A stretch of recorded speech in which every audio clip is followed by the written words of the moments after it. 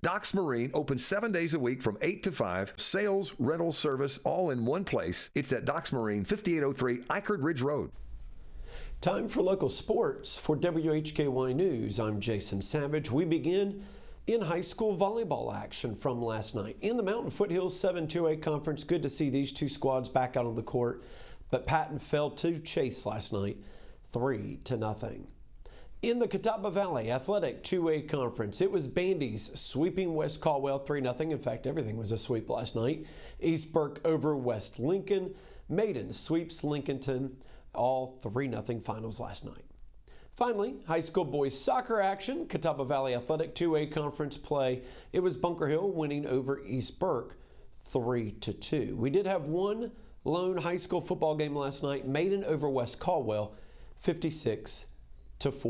Now our big news today, the North Carolina High School Athletic Association and its board of directors met to discuss options for concluding the fall sports season, including the postseason calendar, and of course these discussions necessitated by Hurricane Helene and its effects in western North Carolina. Now, from the High School Athletic Association, the changes include in girls tennis for the dual team playoffs, the reporting deadline has been moved up a week with the playoffs to start on October 21st.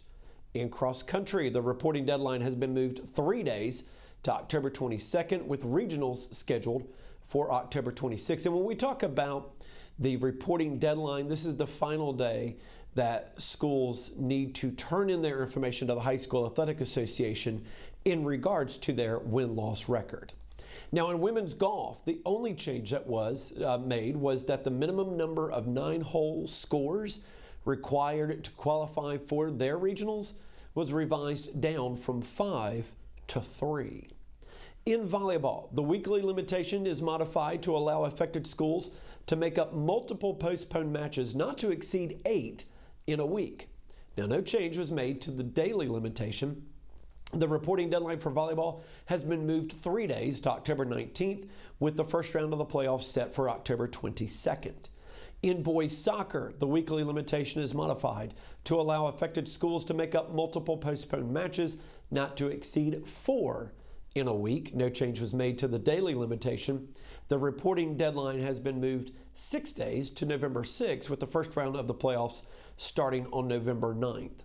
And finally, in football, a minimum of 3 calendar days, or 72 hours, must occur in between contests. The reporting deadline has now been moved up 8 days to Saturday, November 9th at 11:59 p.m. This allows teams to play as late as Saturday, November 9th.